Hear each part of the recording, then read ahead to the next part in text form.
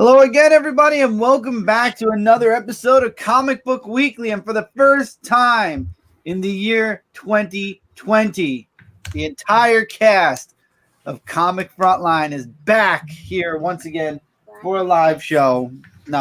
So what's going on, everybody? I'm Chris, Dark Avenger C86. Next to me is Brant. What's up, Fowler. everybody? I have Brant Fowler, yeah. You got Mike, Spider Player, Comic Book Corner 2.0, which we are simulcasting. Simulcasting, yes. Whatever. Hey. What's up, guys? How you doing? Welcome to the show. Below me is Mike, Dude Rocket Teen. Hey guys, how you doing? And next to Mike is Cat Comic Uno. Hey guys, what is up? And with that, we are going to turn it over to Cat, who is going to be starting off the show with news. Yeah, so we have a little bit more news than we have had in the past, which is nice. And media news-wise, though, we don't have too much. So we're going to start off with that. And Michael, even pre-show, said how much he wanted to talk about Mortal Kombat, the Joker gameplay trailer. So What is up? So I saw the gameplay trailer for from Joker Mortal Kombat. I got to say, his moves that they showed on there were really spectacular. Like, I like that he has like all the knickknacks up his sleeves. It's like all these things is like so maniacal, but also in an awesome way of like saying, guys, I got to have this guy on my team because he's like all over the place and very brutal. So I have to say I was very impressed with the gameplay, and it's just really awesome. There's really nothing more to say other than just awesomeness, like I could say. Nice. All right, well, we're going to move on to the next thing. And honestly, I just kept it because I felt like it was one of the bigger topics from this week. But Brant wanted to discuss it. And that is the Aquaman cartoon comes to HBO Max. Yeah, I think that's cool because, I mean, we know Aquaman doesn't get a whole lot of love, let's be honest. But, off the success of the movie and being on HBO Max, I don't know what the tone is going to be, but I'm hoping it's kind of cool, maybe a little bit more mature. I don't know. So, yeah. So here's my question. Why is it on the DC streaming service? It's probably going to be more expensive, honestly. But at the same time, it doesn't matter because I feel like the budget's the same because it's still Warner Brothers, you know? Plus, I'm pretty sure DC Universe is going to be available through HBO Max. I mean, they might. I think like they have their logo up on the website that they've been promoting for months. They have the DC Universe logo on the HBO Max page. So I don't know. I don't know all the details, but I'm assuming it's going to be wrapped together somehow. Okay. I just thought that it was weird that we're getting an Aquaman cartoon and yet the DC streaming service is kind of like dragging its feet in its second year of existence. Yeah. I agree. I mean, we'll see. If you guys have seen Harley Quinn, that actually was really good. So I recommend Harley Quinn. We'll see how Stargirl plays out. And they'll have any new shows, and Titans was renewed and all that. But we will see. The only reason I'm sticking with the service. I can understand that. I still haven't watched season 2 because friends have warned me of what happened, and I'm like, oh, never mind. So I really liked Titans season 2. Actually, did you? I did. Yeah, I liked it as well. I thought it was better than season 1. I'm still on episode 2 on season 1. I don't think you're always going to be on episode 2. I don't think you're going to be passing that, Mike. Oh God, that's bad. I still haven't touched Disney Plus, so that's pretty bad. I watched the last Disney Plus more than Disney in 2 years. Me and my son watched. Finally, we had a chance to watch the last episode of Mandalorian today. Yeah. And it was good. I love the end of that. That was so good. Didn't they get renewed for a season 2? Actually? Yes, it did. And then Justin says Harley Quinn shows way better than I expected. Oh yeah, for sure. I had the opportunity to binge it all at once, and it was amazing. I really enjoyed it. And then Tevye said, "What about Young Justice?" I mean, we've talked about this before. I love Young Justice, but honestly, I didn't think season 3 was that great. I think I had a lot of hiccups, but I'm still looking forward to the next season. I'm hoping season 4 will be better. Yeah, I haven't finished season 3 yet. That's a testament, right? I think the other seasons would have showed that, like, oh my God, I need to watch the next episode. And season 3 is like, I I guess the next episode's here. Exactly. So that's your answer for Young Justice. Also, are you guys hearing clicking on my side? Because like I'm trying not to click on my computer, but the mic is right next to me, so you don't hear clicking. Oh no, I don't hear. Oh, on your end? No, I don't hear clicking. On my end. Okay, yeah, no. Okay, good. Just making sure.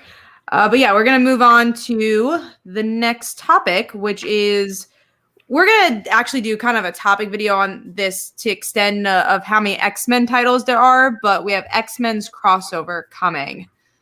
So we have more X-Men titles and an X-Men crossover. I think the crossover makes sense though, because they set up stuff. We'll see how they all relate, but I don't want to say, is there too much X-Men? Because again, that'll be the topic we discuss, but I knew it was coming. Yeah, I mean, it's kind of inevitable. They set up all this stuff, like you said, Kat. They have to have a crossover at some point to kind of wrap all of it up. So, yep. Are you guys all picking it up? Probably. Maybe.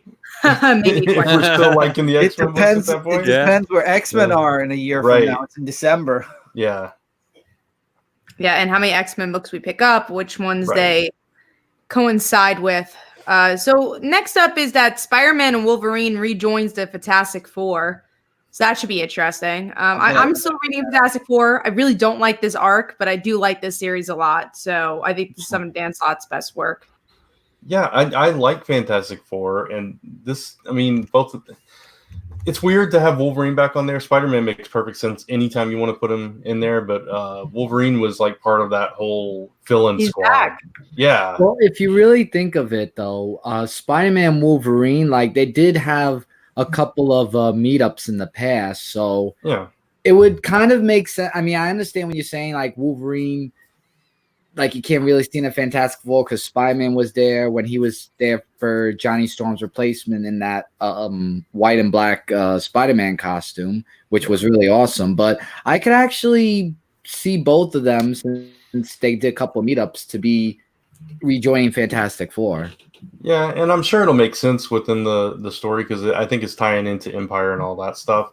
But man, those costumes look weird because they're like all blue. And I loved it. I love that. Really? Actually, I thought Wolverine's was gonna be interesting. It's gonna be funny because they're gonna wear it for like an issue, and then you don't think they're gonna change it. I think they'll change it. I thought Wolverine's looked cool, but Spider-Man's looked weird. It looked like he was the Bagman costume again. Weird thing. I mean, I don't know if we'll go to that level. But it's cool. I don't know what happened to the white costume. Everybody loved the white costume. Why didn't they back that? I forgot about the white costume actually. I feel like it didn't last that long. It was cool. More futuristic saying. I still have mine on my wall, the white costume. That was during the time of like Dan Slott too, where Spider-Man's costume would change like every week. Exactly. Right. That is true. All right. Well, we are going to move on to the next thing, which is Catwoman's 80th anniversary special is coming out. They also have a Joker anniversary special. And I mean, I know they want to celebrate these 80th anniversaries, which makes sense, but I feel like they're kind of utilizing this just to make money in the market at this point. Because now it's just like, is every superhero and ever going or villain gonna have these 80th anniversaries? I think Robin made sense, even Batgirl, but Catwoman and then Joker, like these just seem like cash cows. Like Joker deserves it. Catwoman, again, it's like it's DC pulling a Marvel. They see money, they see a good chance to be like 80 years. And well, I mean, to be fair with Catwoman, it's like how many like prominent female characters do they have to showcase in that way? So it's kind of like we have Wonder Woman coming out. Yeah, we have Wonder Woman probably come out. Yeah. So I mean, but it's still not a lot. It's just a handful. So I don't mind it. I agree. Of course, it's a cash grab, obviously, but I don't mind it at the same time. Am I going to get it? Probably not. Yeah, I mean, I don't think I will get either. Maybe Joker. I might read Joker. I might try Joker. Yeah, I think like when it comes to Catwoman, I don't know. I mean, the covers will probably be cool and I'll get it for that. But like their, I guess, tribute issues or 80th or milestone issues, they're nothing but a bunch of short stories. And I just really not into that all that much, you know? Right. Yeah, again, unless I like love a character, like I'm excited for the Robin one because Stephanie will be in it, and Stephanie will also be in it, and Stephanie will be in it, so I'm gonna go get it. But yeah, Well, Stephanie I be also, in it. I don't know. I don't know if she years might will. be. Stephanie. But either way, I like the other Robins too, and Batgirl I'll get, but like Catwoman, I've had enough of her after Tom King's run. All right, let's move on to Empire gets 2 issue zeros. So it's going to be the Fantastic Four and I believe the Avengers. Mm-hmm. So I think that's cool. I'll try them out. I can't promise I'll keep this series, but I'm going to try it out. Nobody else. No one cares about their issue zeros. I know I mean, it makes sense. I mean, it's involving both of them. I mean, Kree and Skrull is a classic Avengers thing, and then the Fantastic Four, they have a huge history of the Skrulls as well. So it makes sense to give them both a one shot in it. It makes sense too, I guess. I just feel like it's just going to cross over everything in the planet when it comes to the Marvel universe, and that kind of scares me a bit because I don't know if everyone's going to be into this type of event. It's going to have to really wow me. That again, that whole issue that came out by the time the end of the year came around, we talked about it. It wasn't impressive. So it's just like, is that your lead into your event? And then you got these couple issue zeros, and it's like, I don't know, how good is it going to be? What's going to be the impact on the Marvel universe? Who's going to be affected? How expensive are these books going to be? There's a lot of what ifs here, and I don't know. We'll see. Yeah. Mm-hmm. All right, let's move on to another event. Well, actually, another book in general, and that's Children of the Atom, which expands from Dawn of X, which is our X-Men debut. And the lineup is Cyclops, Angel, Marvel Girl, Gambit, and Nightcrawler. Nightcrawler's in a book already. Marvel Girl is too. Angel is. Cyclops is. Do we need this book?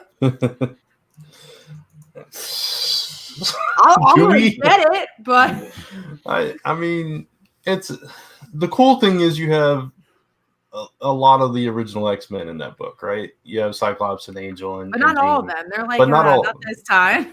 Yeah, but it's still kind of cool. It's been a while since probably Angel and Cyclops have been on a team together.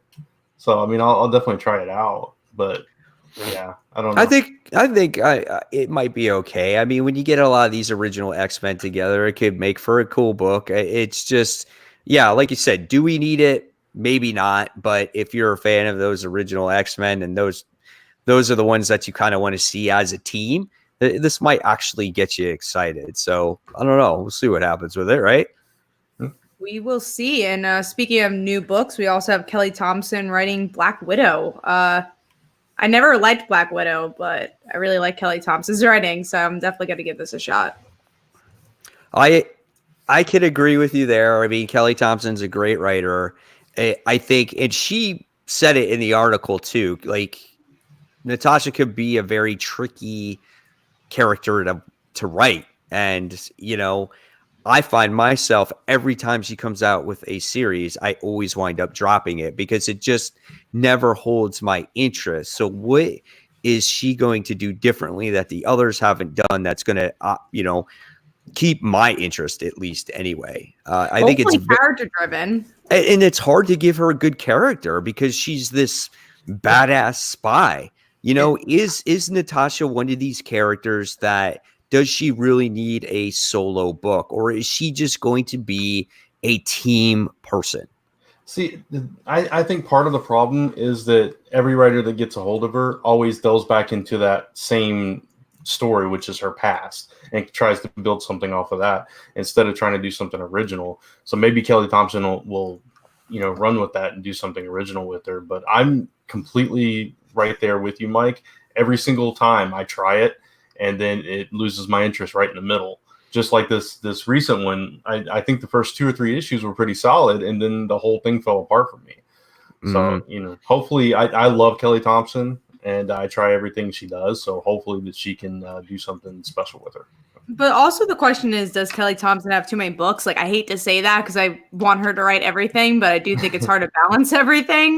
She has Black Widow, Captain Marvel, Deadpool. I guess she's taking a break from Jessica Jones, but she has Sabrina. So it's definitely a lot of titles. Yeah. I mean, most of her stuff, unfortunately, for some reason, doesn't last very long. Yeah, sadly.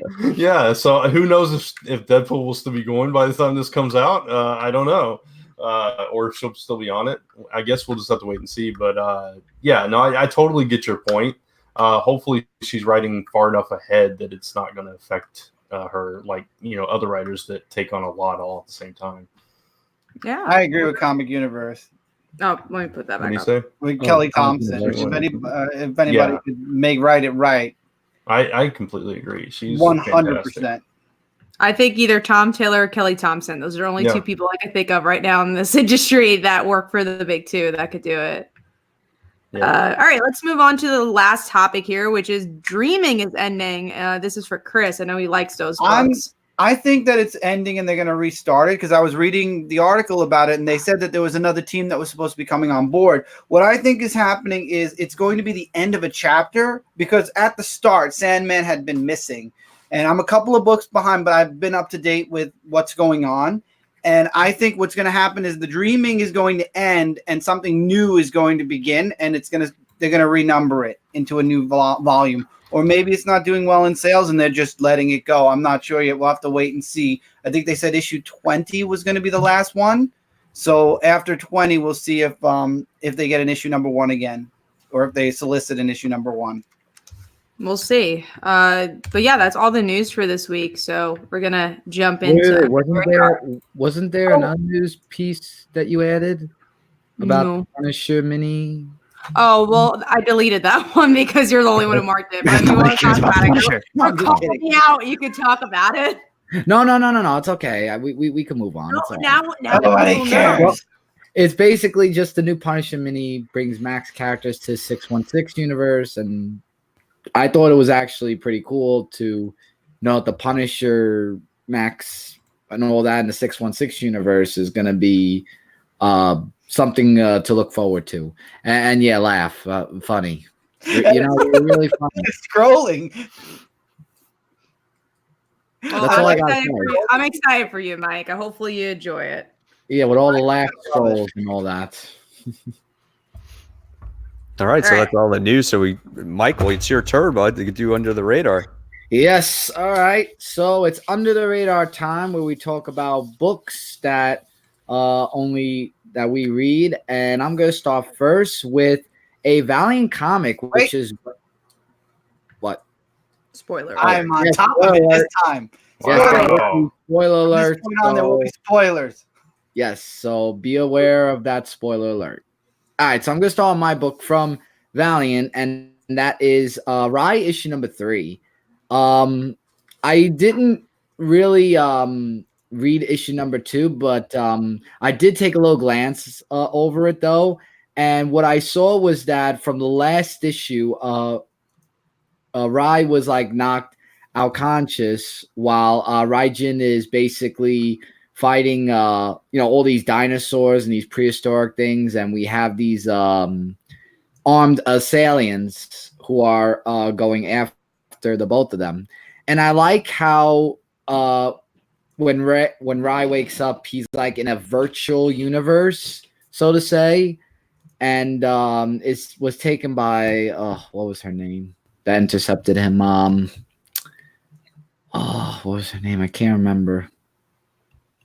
Well, anyway, she explains about the whole that they haven't seen each other for so many months and they haven't communicated in some sort of way. So the only way to communicate with him was through the virtual world. So they focus a little bit on that with lots of explanations and how he escapes the virtual universe, along with Raijin, who is fighting off against the armed assailant. And what I liked about the ending issue, after Rai escapes and all that's said and done, there was like a whatchamacallit, the Red King actually sighted Raijin and wants to bring him back alive or in a repairable state. And whatever that means is to be continued continued until so. This was a cool issue I enjoyed, and it was really nice artwork for this comic book. So, cool. Awesome. Kat, what's your under the radar book for this week? Mine this week was Dead Eyes. I feel like not enough people are talking about this book, and it's really, really good. So with this issue, let me actually look through this issue. But yeah, this issue we get to see Dead Eyes is not as much of a villain as we think he is. You know, he really is just trying to give money to the people that deserve it. And what I really liked is that his wife is starting to kind of have this vigilante side to herself too, because she's in the hospital and she realizes these other people in the hospital are also not being treated correctly and having to give a lot more money than they should. And she's like, well, we kind of have to help them out. So I like their dynamic a lot. I like that she knows, but they don't really talk about it, but they kind of do. And also the action's really good for this book, but I can't wait to see where this series goes because it has so much potential and it's really well done. Yeah, I love this issue as well. And I thought of you, Kat, when they had the whole kung fu fighting, like the karate guys that come through the elevator and Deadeyes has to he has to improv and he's like, oh yeah, there's this leak in the wall. And then they start going, yeah, bullshit. And they start fighting and he uses a buzzsaw and he chops off their hands and stuff. Dude, yeah, that was crazy. And then he had to the canine with him to sniff out where the money was and everything. And the canine's just looking out to the side. And it's just like the dog was always right there going, huh? You know, it was hilarious. I love this book. It's so well done. Pick it up. All right. So, Brand, your under the radar book for this week? Mine is a book called Over the Ropes. This is issue 2. It's from Mad Cave Studios, and it's a wrestling book, so I'm not going to spend a whole lot of time on it, but I know Chris reads it. I know you didn't read this issue, though, but you read the first issue, right? Loved it. Yeah. So this issue I thought was stronger than the first issue, and basically last issue, this wrestler goes into business for himself. He was told to do the job, play this other character, and he decided to debut a new character, and he becomes the world champ, and the promoter is not happy about this, puts a bounty on his head in this issue, and all these people are coming after him. There's a sumo Elvis Presley impersonator wrestler, which is really weird, but he's coming after him, and then by the end there's these people from this guy's past that come into play as well, and that's setting up a 6-man tag match for the next issue. So if you're into wrestling and you like the indie scene especially, this is a really cool book to check out. Definitely agree. All right then. So Chris, I don't have one this week. I literally only read a handful of books. I'm not even gonna have a top 5. So all right, and then we last but not least go to Mike under the radar. My under the radar book is Red Mother issue 2. This book was really well done. Again, this one's done by Boom Studios. This is something that people should pick up as well. This is like right up there with Dead Eyes for me. But there's so much mystery that surrounds this book, which makes it so good. And you have just more questions than answers in this second issue. And I love seeing Daisy again, still trying to put her life together. And it just every time you think she's about to recover, just things go wrong for her. You know, she keeps having like these relapses, seeing this creature or whatnot. And then at the end of the issue, she winds up getting this box being delivered. And what was that thing? Was it like a mechanical? Was it a heart? Mechanical heart? Yeah, that's what it looked like. It was a music box. I didn't know what it was. It looked like it might have. It looked like it might have been a puzzle. Like it looked like it had like some kind of code on the top of it. Like she's got to decipher it or something. I don't know though. That's kind of what it looked like to me. Do you guys have any theories of where this book could be going at this point? It's so hard to tell, but like I think with this issue, it really did show that this is going to be a puzzle Resident Evil book because we didn't know this, I don't think, in issue 1, but she works for a puzzle company. Yes. She worked for making puzzles. So now her life is a puzzle. So I really like that idea. Wait, what was the issue again? Oh, Red Mother. Red Mother. Red Mother. It's only 2 issues in too, Mike, if you wanted to try it. It's really good. And what I like... I might look into it. It's really good, especially it's a good horror book. But what I really like about this is usually this is not a compliment for a book, but this is a really great compliment, is that it's really slow. I like that it takes its time, and I think that's why it's so creepy, because the little moments creep in. But yeah, I really like this book a lot. It's slow as far as progression of the plot, but the pacing of it is actually pretty good. Yeah, it's interesting because it's able to balance that and keep your interest even in the slower moments.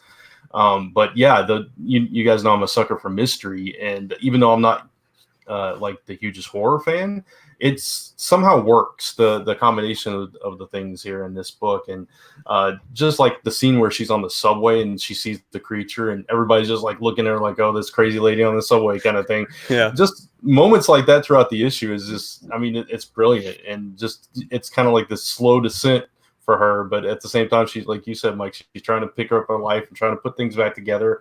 And like you said, Kat, throwing in the puzzle element from her actual, life and career and stuff, and throwing that into the mix, which is another reason why I think that might be a puzzle, the mechanical heart thing at the end too. So. Right.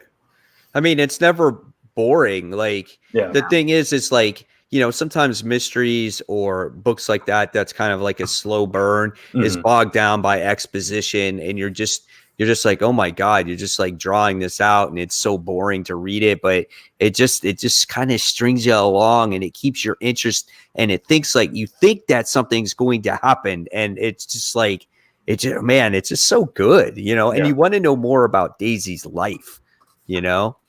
So. It's driven by character. That's why it works. It's a slice of life book, weirdly enough, but obviously not. It's a horror thriller more, but as of right now, it's very much just about her day-to-day life, which is cool.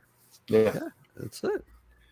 All right, and that is all of our Under the Radar books. So now I'm going to pass it over to Mike with his segment of what he does. Of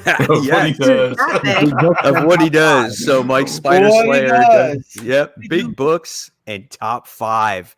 So this is the time of the show where we talk about those top 5 books and the big books of the week. If you guys ever have any comments about these books, feel free to chime in. We'll try to do our best to shout you out. And also, we want to thank the viewers for watching right now. So thanks, guys. Really appreciate it. All right, so let's talk about the first one. This is Iron Man 2020.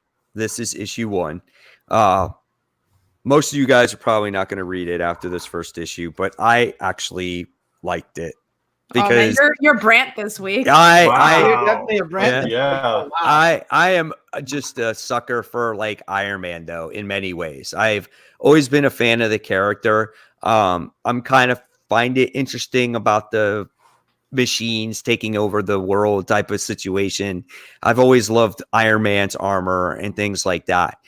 Now, I'm not saying that this was the best book, but it did hold my interest to see what's going to happen with it. And if it does go down the toilet, I won't hesitate to drop it. I'm not a completionist. I don't have to finish it. I'll be like, I'm dropping it. The Mandarin Core 2020 is coming. Oh God, let's hope not. And then but there's some of the tie-ins in there that I do want to pick up, like Pepper Potts one. Curious to see what Wolverine has to do with this whole thing. Things like that. So it was okay for me. Not the best, but it was okay. You guys go ahead, say what you guys say. I think also it really depends if you've been reading Iron Man, because I mean, I know you haven't, Mike, but I think people that have been reading Dan Slott's Iron Man is gonna like this more. But yeah, it wasn't bad. I just wasn't interested in anything. Like it wasn't badly written. It's just like nothing grabbed me. The ending with the machines, I guess, was interesting, but didn't really feel like a Marvel book, weirdly enough. It's like, oh, okay, these machines are taking over. And I don't like Arno. I've never liked him. I still don't like him. Yeah, that's what ruined the book for me. I was like, no. Yeah, I didn't care for this one either, but it's part of that I don't like Arno, and part of it, I didn't like the whole Machine Uprising arc when the Iron Man series started. That's what happened before, right? Yeah, in the last series, it started there, and then it kind of built up, and it just overtook that book, and I dropped the book because I just didn't like that storyline, and now we're continuing that into this storyline, and that just like sucked the interest out for me as well. I thought the art looked nice. It wasn't badly written. It just, like Kat said, it did not hold my interest at all. Yeah, could totally see that. I mean, I can see why people don't like it. I knew from the start that Kat wasn't going to like this. She's never been an Iron Man fan for the years that we've known her. Yeah. The only Iron Man book I've ever liked was Matt Fractions Iron Man. Right. And that was a phenomenal story. I will say that is like the best Iron Man that I have read. I remember when all new Marvel came out and we had that first Iron Man book. She's like, yep, I'm dropping this after issue 1. It was good, yeah. Although Superior Iron Man also was a good book. Yeah, and that was a mini series. And who wrote that one? Tom Taylor. Yeah, Tom Taylor. All exceptions. That Matt Fraction run was that's next level. That's I mean, also changed stuff. Like there's characters that are now popular characters that appeared. I mean, Pepper became Rescue in that book, and artwork was really good. So if you ever read anything Iron Man, go read that. I think I have. We could get something like that. I think I have Fractions Volume 2 of that run, and I'm trying to get. I want to get Volume 1 of it because I want to reread the whole thing again.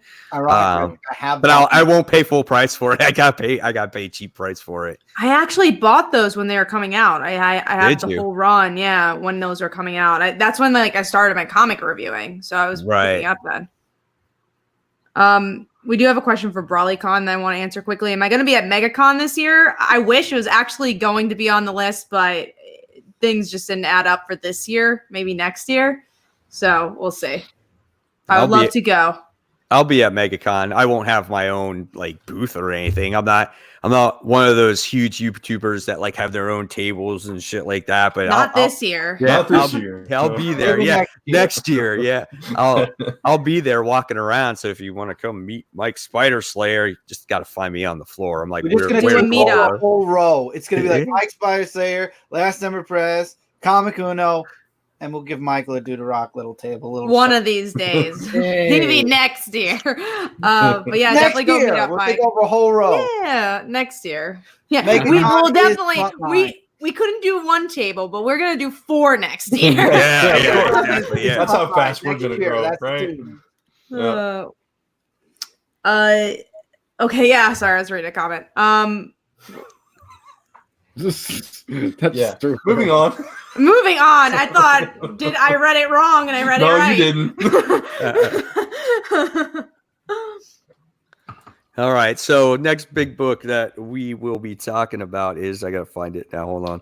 What was it? Flash Forward issue 5. I haven't read this series since issue 1. So supposedly something happened in this book. So what made this book so big this week? Flash forward. No other books came out. I think that was a major reason why, but also it involved Wally created this. You've been keeping up with the book, right, Mike? Or you dropped it at an early point? Oh no, I dropped it off issue 1. Okay, you did. I still read it.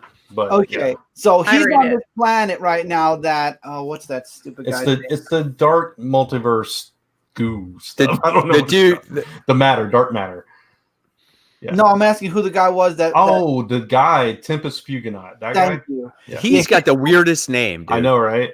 Yeah, he's telling Wally he's the only one that could destroy this world because he created it. Yeah. Through his connection with the Speed Force and somehow knowing about the change during Flashpoint, and he created this negative planet, and on it are his kids and all of his other memories. So technically, the children might not be real, or they might. Real, we don't know yet. It was kind of created out of his grief of losing them, so that's why, and then it's spilled out. So he's kind of the cause of it, and also he came in contact with the Mobius chair and gained all this knowledge in this issue too. So he sees his future and past and all this stuff, and so that was kind of the big thing, that he was at the center of this whole thing, and now he's the only one that can fix it. Still didn't like the book.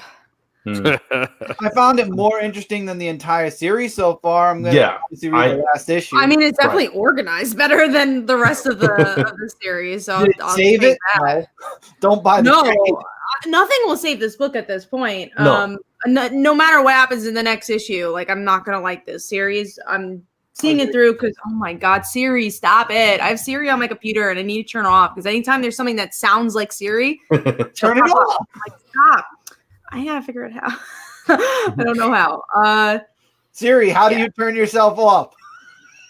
That she like turns on even more. Let's see. There's network. No. Anyway, So we'll figure it out. How to turn off series on Frontline on the Comic Book Weekly. Let us know. So what is the purpose of this book? To redeem Wally, honestly, I think. Is it though? I mean, because now we just learned. I don't even know what now, it's for. Now we just learned that no, he was pulled into this thing. We thought to kind of make up for all the bad things he did to save all these planets, right? But now we understand that he's responsible for this too. So it's like, wait a minute, this guy's doing a lot of it. We thought, yeah, so he did worse. So he's already doing bad things. And now it's like, so to redeem myself, I have to destroy what I created that was evil, and he can't do it because it's his kids. I so wish that I never expected this book to go like this when it first came out.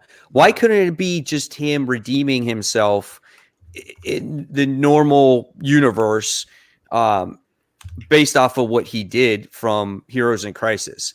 Why does he have to save another freaking Earth and go through all this? Like that just, I don't know. To me, that doesn't make that much sense. And it just seems so, I mean, I know it's a comic book, but even for a comic book, it just seems so, stretched so far. Mm-hmm. A lot of people are blaming Dan Didio. I feel like that's always the blame game. We don't know what happens behind the scenes on that regard. But yeah, I just feel like this book didn't have a theme going into it, and it was very obvious. And I wish it was more about the kids and more about the family. I think this would have worked out better. But so when does this one end? Next issue. One more issue. Yeah. So do you think they will have a chance to wrap this one up in a solid way, or do you think there's still a lot to be told in this story? I think there's still a lot to be told because, I mean, they just had him come in contact with the Mobius chair. They teased that, you didn't have to sit in it this time, which, kind of gives you the impression that in the future he's going to have to. And even if he manages in one issue to do what he hasn't been able to do in 5 and get rid of this dark planet, then what happens to his kids? Is he redeemed through this? I mean, nobody knows what he's doing, like in the main universe. So how does this fix anything for him? So I don't know what the point was for this. I will say, I do agree with Blasted or Stash It. It does have a nice 90s vibe. If you remember Flash from the 90s, I read a little bit of Wally from the 90s. It has that, but it doesn't redeem. That's a messier vibe. Like at least that one had a coherent story. Mm-hmm. No, I feel like this whole story has been very messy. Yeah, and then of course, this is what I mean. Slime wants Dan Didio. Again, we don't know who did this. I'm sure it could be whoever the editor of the Flash books are. Who knows? Slime keeps asking us about this comic Frontline. I don't want to spam, but you'll see my comment about Children of the Atom. Supposedly, he said it's not about those characters, but it's about characters that are based on them. I'll have to reread the article, but let me check Newsarama now. If we're really? Wrong, it's not about Angel and Cyclops and Jean Grey? Announced with only image title and a lineup of Cyclops, Angel, Marvel Girl, Gambit, and Nightcrawler. Their story's name is The Classic. No further details. So, Slime, this is from Newsarama, and they would have updated the article if we had more details on it. So it might have been a site, unless they had like. I got mad. He's like, I'm done with this. I don't want to hear it. I'm done. Unless no more X-Men. If it was like a Bleeding Cool or something, they might have added details that weren't true yet, but I don't think any of those details have been confirmed about these actual children, but that'd be cool if it is true. But Newsarama hasn't, or, like IGN or something hasn't really announced something like that. It'll still be a part of Rumorville, that's all. Exactly. So that was Flash Forward. Yeah. I guess we'll go our number 5. Yeah, I guess so. So let's talk about number 5. Newsarama is pretty legit. Yeah, I would say they are. I don't know. I don't know, right? I mean, there's no nobody bias here that there or works for them or anything, anything. You know? Yeah, there's definitely no bias at all. All right, so number 5, Brant. What was your number 5? While we wait for Mike to come back. It's kind of funny because my number 5 is one of the big books we're about to talk about. Marvel's Spider-Man Black Cat Strikes issue number 1. Ah, yes. Yeah, this is from the Gamerverse, and you guys know I've been really enjoying these books. And I thought this was a really good Black Cat story. Then you love it because it's the DLC for Spider-Man PS4. Nice. Yeah, eventually I'll get to play that. But it was a cool story because he comes in contact with Black Cat again. He's just made up with MJ, right? And then his ex comes back into play, and you get this little history lesson of how they first met and how they kind of hooked up when he was broken up from MJ, and then and how she stole from the Kingpin, and now she's taking these flash drives, and nobody knows why, and Spider-Man is trying to figure out, and he's at the same time trying to stop these threats, but she's come back into his life. MJ's not crazy about it. And it was just a really fun story. The art was really nice. And I love seeing this take on Black Cat and just their romance on and off again kind of thing. So it was a really cool take on her. And the art's beautiful. Yeah, absolutely. Love this book. I loved it so much. Yeah. It was my number 5, Mike. I know you just joined it. It was Black Cat Strikes. Oh yeah, can you guys hear me? Yeah. Yep. I'm not showing up on the screen though. That's why I can't No, see yeah. it. We can see you. Oh, that's Yeah, we weird. can see Oh, my page is being unresponsive. That's why. Ah. All right. So what are you guys? You talked about that. I think I'm Yeah, popping in about now. Black Cat Spider-Man. That's it. Okay. Yeah. Okay. So I actually think now where are we at? We are at Number 5. number 5. Mm-hmm. Okay. So so we're talking about my number 5, right? Is that Right. where we're at? Okay. My number 5 was, let me see. I have my number 5 was actually Aquaman issue 56. This was a one shot, basically a filler of a book where basically Aquaman and Mirror are getting ready to have a baby. And this is a story about That could have been our title. Aqua Baby. Aquaman, Yeah. but I they thought haven't. about it. But, They haven't had it yet. So when it actually comes, maybe we should talk about it. Then we'll talk about it. But this was a one shot because this was when they were just announced that they were actually getting married. And so they were having like an engagement party and everybody was there. And they were having this big discussion about, should we have kids? Shouldn't we have kids? You know, it's a dangerous world. So it was kind of some cool interactions there between the two characters. And they wound up fighting the trench in that particular issue, which is pretty cool. And the trench was like coming after their own baby and stuff like that. So it was kind of ironic how they were going after their kid and their kid was endangered and whatnot. But again, this is all a lead in until they have their baby. The next issue is when they have their baby. And so if you want to pick up Aquaman, now's the time to actually pick it up. Because I think, you know, if you want a first appearance of a character, there you have it. And then to see them kind of interact with their new child and how maybe they'll be affected might be kind of cool also. And Baby Yoda was cute, Rob. But he wants it to be cuter. Also, we did get the comment from Slime. He did send us a solicit, so it does look like, I guess they're doing the kids, which is cool. Yeah, it looks like it's basically sidekicks to those characters. So that's sidekicks. I thought you said psychics. I'm like, oh. No, sidekicks. Oh, yeah, it's all yes. Psychic sidekicks. There you go. That's a new comic. Here we go. Only if it's like every single character's Emma Frost, I'll take it, except that Ew, exists. that's Yeah, the Lost Cuckoos. with that. I don't like Said the Emma Cuckoos. Frost. I just want to see Emma Frost one by one. No. Yeah. What were we talking about?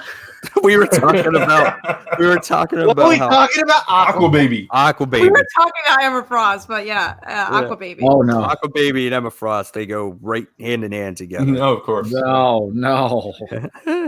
All right, so everyone did their number 5 that could do it, Brand correct? just did it. No, Brand just did No, it. just me. Mike It was just me. no. Oh, okay. So then, Kat, you gotta give your number 5. Mine is 5 years, issue 7. Only me and Brent read it. But I thought it was solid. It's a slower issue, but in a kind of good way. It's an intense issue where Kachu jumps out a window and survives. Sees David. Well, she didn't jump; she was pushed. But, yeah. She was pushed. That's true. That she was pushed. And she survived somehow. I guess because of the snow. She was on the 5th floor. She survived. No freaking way. If you live in New York, you know you could survive up to the 6th floor. After that, you die. Yeah. I would say I live in New York, and I did not know that. So. Yeah, Chris is in a right. different part of New York. I don't have to worry about that. 5 1/4 floors, you're gonna die. Okay. You're dead. 5 floors, 5, one you're step, okay. you're Gotcha. dead. It's done. Yeah. Gotcha. Okay. Dead. That's it. So at least we know the rules. It's okay. Yeah, but she survives. She sees her past lover, David, and that was pretty interesting because he's obviously was a big part of Strangers in Paradise. But I really like this woman trying to kill her was interesting. And then the ending is Zoe from Rachel Rising saying, "Welcome to Russia." It's like, this is Russia. That was I almost picked that panel. That was close for me too. Yeah. This was my number 7, so it was close. I enjoyed the issue, but like you said, it was a little bit slower. I love seeing David again, and that David was the driving force to get her to wake up. I thought was pretty cool. So. I always find it fascinating her love for David and Kachu and like how complicated but simple it is. You know that she does love both of them and from different times of her life, which was really interesting. Yeah, absolutely. All right. So now we're talking about some more books, right? So we got Michael's number 5. Oh, he did read 5? I don't have number 5. No, he said he had 3. Yeah. He said he had 3. That's why. And how many do you have, Chris? Only like whatever I X'd. I don't know. I didn't even. That was 5 books. 1, 2. I think. You think? See. Yeah, it was 5. So what's your number 5? I have number no 5 clue of because those? I didn't put them in order, so we're just gonna go through them as we talk about them. All right. And then I'll say, All this might have been my number 1. You're off the hook this time. I have a 1-week-old baby. I'm lucky if I could count to 5 at this point. Yeah. I love that you had to think about that too. It's like, Yeah. I think I think I have a baby. I'm not sure anymore. Where am I? How many children do I have? I have 1, 3. 3. 8. If I have 8 kids, I'm out. I'm moving to Russia. All right. Russia.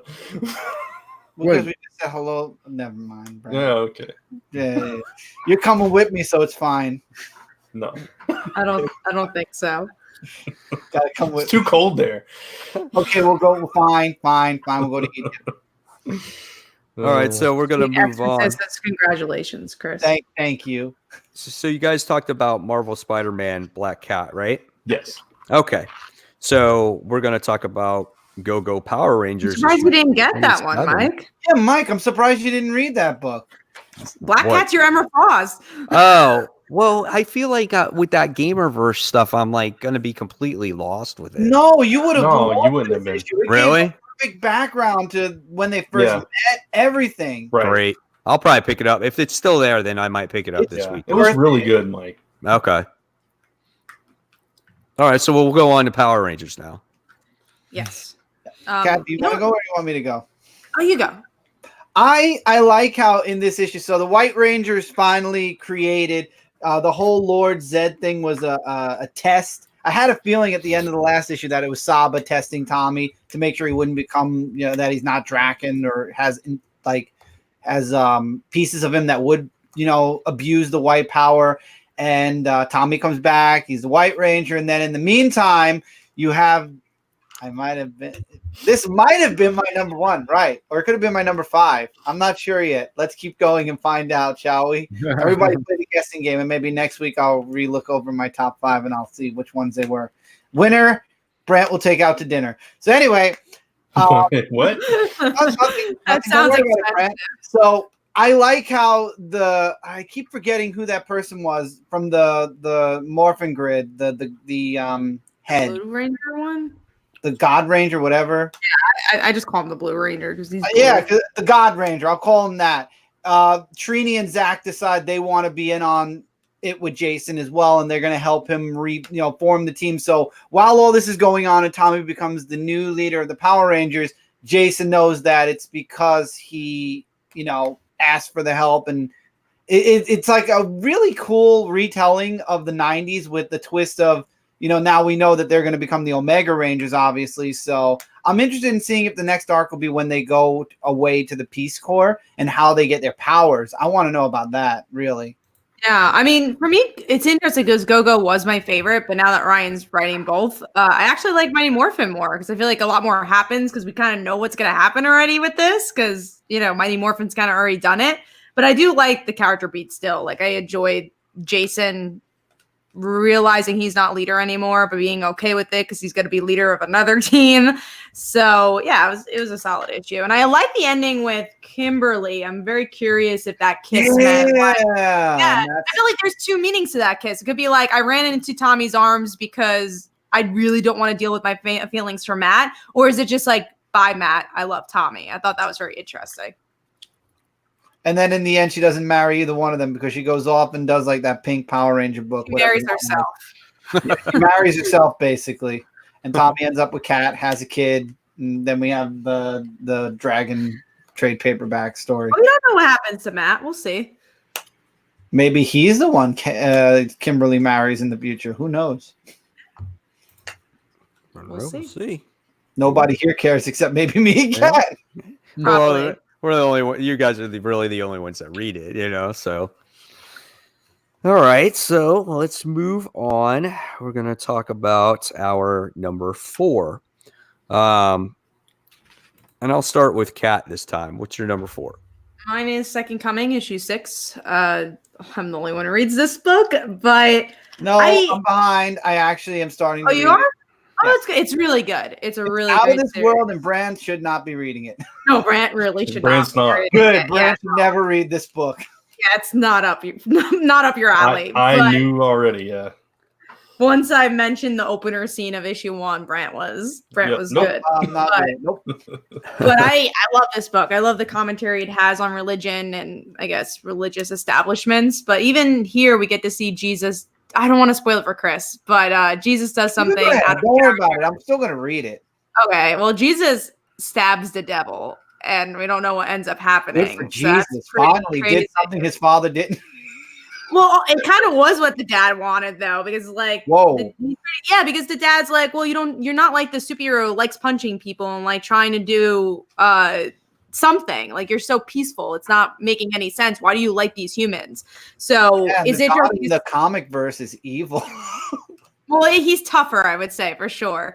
And the ending of the book is that, the couple could not get pregnant, but God gives them a baby and she's pregnant. So we'll see where that ends up going. But I really love this book. It has so many twists and turns and has such a good humor about it. And I just love the analysis about religion and all that. So I really enjoy it. And hopefully it comes back soon because this is the last part of the arc and I don't know when it's returning. Sounds interesting. I know you love this book. You talk about it all the time. So that's cool. So good. Yeah. All right, Brant, what do you got for number 4? Mine is actually Legion of Superheroes, issue number 3. I think this has been a good series, and this was probably the strongest issue. This issue, John went back in time and grabbed Damian and brought him to the future to meet all the Legion and everything. And they kind of freaked out because in their time, Damian has apparently become a huge master villain. He was compared to baby Hitler in this issue. So they were trying to tell John he's got to go back. You can't have him here and everything. And they were like, we've been trying to get you to watch this orientation since you got here, so you know all this stuff, but you going off and doing your own thing. And at the same time, they're dealing with I forget which character. One of the characters' father is like a warlord on a different planet, and he's come because his son stole Aquaman's trident, which is apparently like this super powerful artifact in their time, and has all these powers that everybody's trying to get a hold of. And it was what was holding sway for this warlord on his planet. And his son took it so that his planet could be united, and that caused a rift with this guy. And now I think it was Mon-El knocked him out, so now Mon-El's supposed to be the leader of this planet because of their rituals and rites and everything. So not get behind Bendis's writing, and I don't like that he made Damian a freaking Hitler. Well, I mean, yeah, it's this version in this timeline, so we don't know if it can be prevented or whatever. And I think that's part of why they brought John here, was to prevent some stuff. And I don't know, it's kind of slowly unfolding, but I really like the way this one is coming together. Usually Legion books don't hold my interest, but this one has got me intrigued, and I'm kind of invested. You didn't like Legion with Superboy back in the early 2000s, like when Superboy Connor was trapped there. It was connected with one of the events. He got hit and he ended up in the future for a while. I always try Legion books and I can never get into them. I want to. I think they're cool characters, but they just never hold my interest. But this one, for whatever reason so far, has held my interest, and it's kind of gotten better each issue for me. So. I can't. You probably like this because of the Super Sons are in it. I did like that. I did like that, even though Damian got sent back in this issue, so he was only there for the one issue. But, I don't know if they'll bring him back or not. That's so sad. When Bendis is gone, it'll all be forgotten. Kat is distraught. She doesn't know what to do right now. Yeah. I'm really upset. Oh, it's so funny. All right. So I'm glad you like it, though, Brian. There's not too many people that I know that are into this book. There's a handful of them, but not too many. All right. So, okay. Chris doesn't really have a number 4. And Michael doesn't have a number 4, so I guess I'll move on to myself. And mine was Teen Titans issue 38. Yeah, so this was another solid book. I mean, we get to see kind of Dijin and where she's been, and she's kind of been like in this purgatory type of state, and she can't be released. And we had the whole situation with Robin's brother, the other brother. I don't know. What's that? Heretic? Yeah. So it was in that Batman Incorporated book that I completely forgot about until they mentioned it. Yep. So, I thought this was a pretty good issue. I think Roundhouse had some good moments in this particular book too. But this book never disappoints. It's always a lot of fun. It's enjoyable. I'm trying to remember what happened at the end. I think they got together and they got the book, but the ring was missing, right? Is that what happened? No, Roundhouse got the ring. Like the ring from Heretic's hand. Like he got the ring and the Book of the Damned also. Oh, they did have both.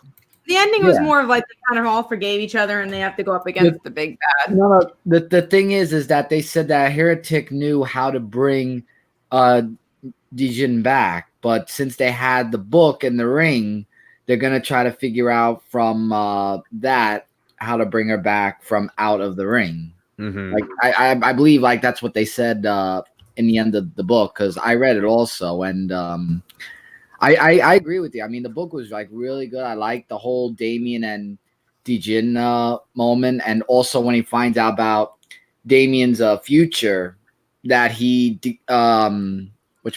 disagrees with Heroic's offer, and with all that, and Roundhouse also coming to his senses and then going back with Teen Titans was also something as well. And I like also the development of Damian's character, because he wasn't that much of a team player, and now you could actually see that he's not showing that he really cares about his team, but he's trying to be more of like saying we're a team. Yeah, he's more of a team player.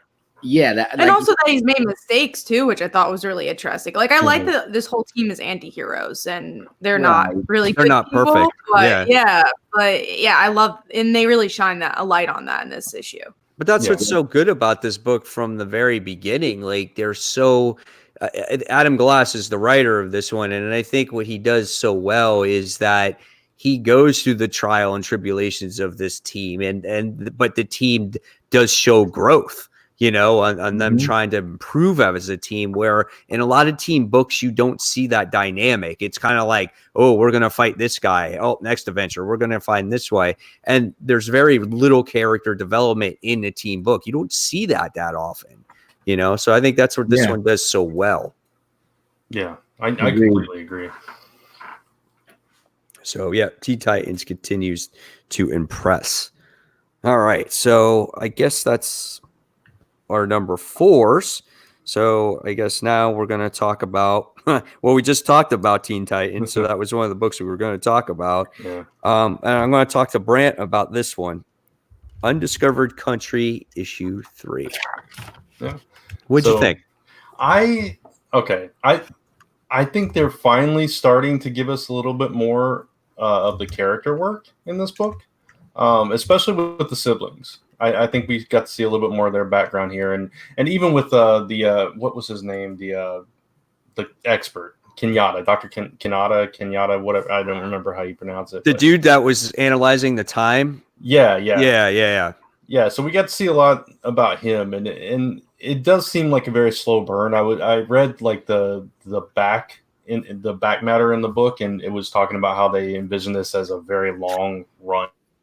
So it seems like they're playing the long game with this. But I enjoyed learning a little bit about the history that, like, the Daniel, I think is his name, had been there before, and his sister didn't believe him, and that kind of shed some light on what happened at the end of last issue, with him kind of turning sides and everything. I'm still waiting to connect totally with the characters, like we've been talking about for the past couple issues.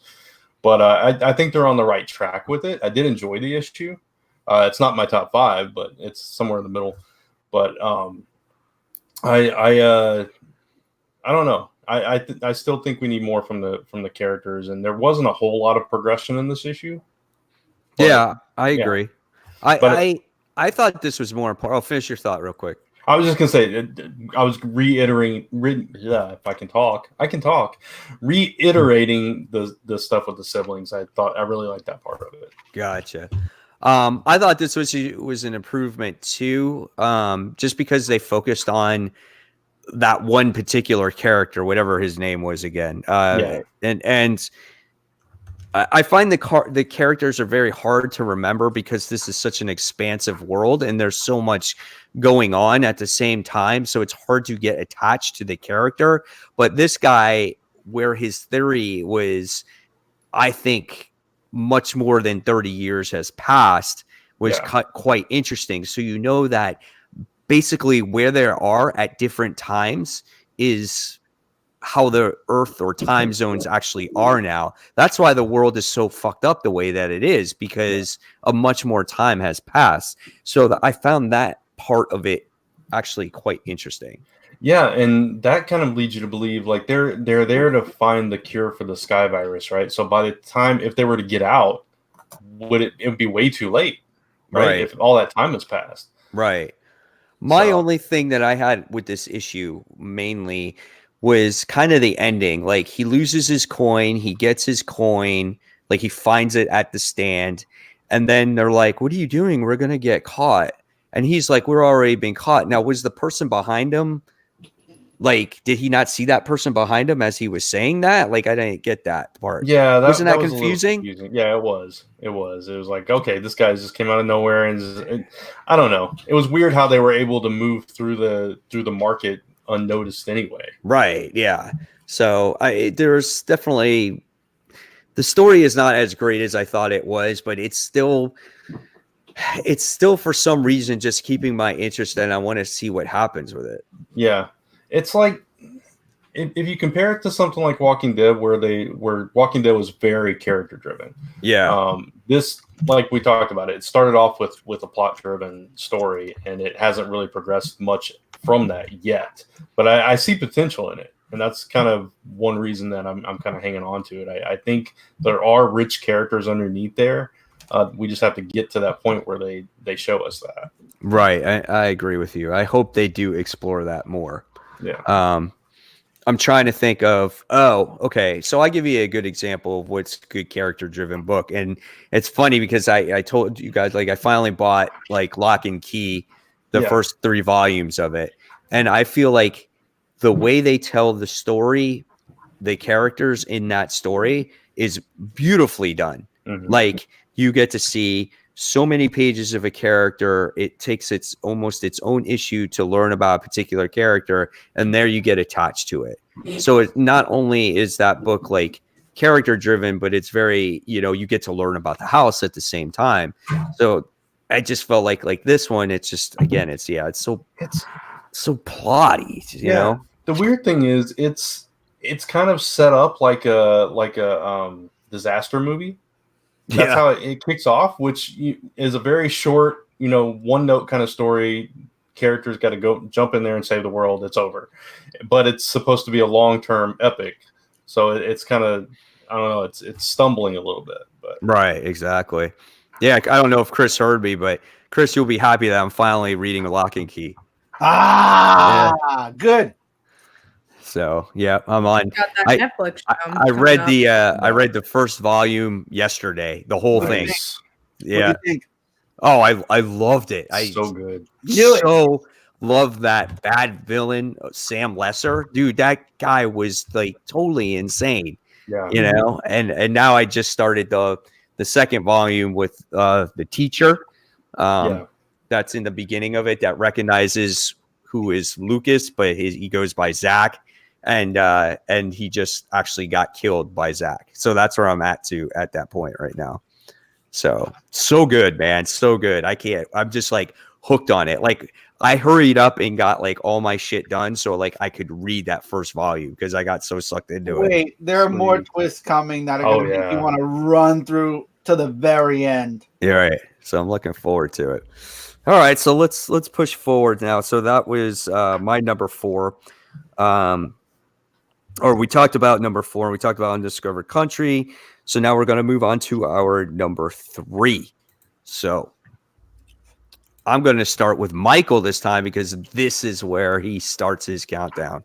Yes. Top number 3 book is Bloodshot, issue number 5.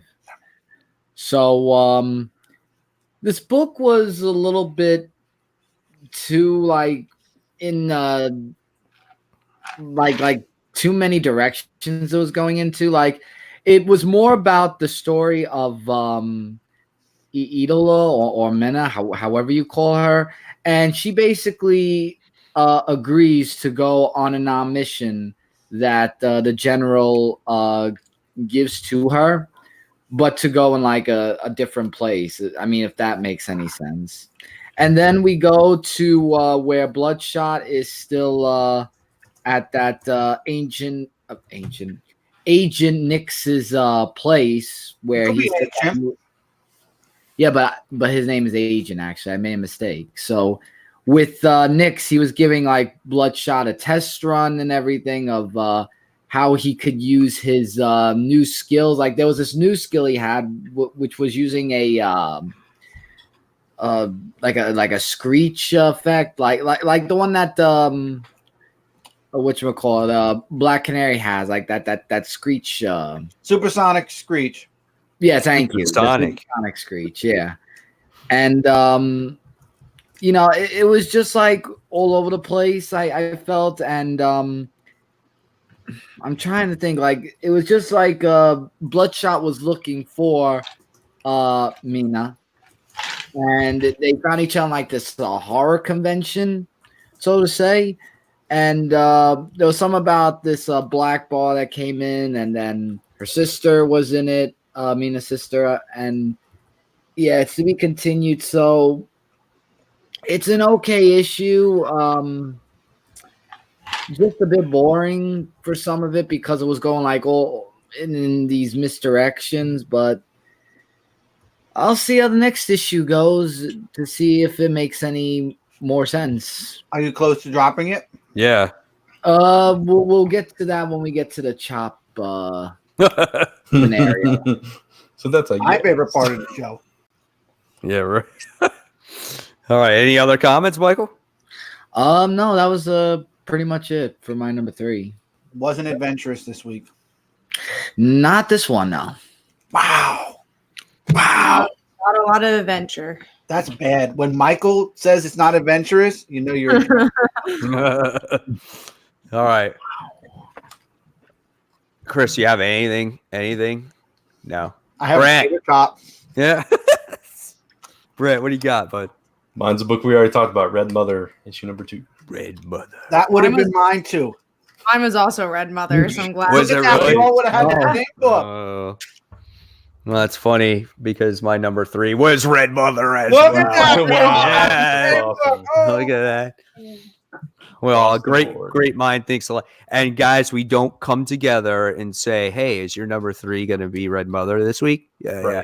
No, we don't do that. So just We hardly talk about the books unless something crazy happens. Right. Like we really hardly talk about the feel like books. we don't want to spoil it for each other. So when we do talk amongst each other, we're like, "Oh, I read this book and this," but we never get like the impression of that's going to be your number 2. Or what you Yeah. thought of it either. It's like sometimes we'll talk about a topic, but we'll never say like, "Oh, that was good, that was bad." You know? Yeah, we'll just say like, "Oh, you must read this particular book." Mhm. Or if when it comes to the show, we'll be like, "You must read this book because we got to talk about this book." You know, so sometimes that's what we do, but we don't spoil it for each other. So that's kind of cool. All right, That's right. That's right. that's right. Yep. You guys come together and form Voltron.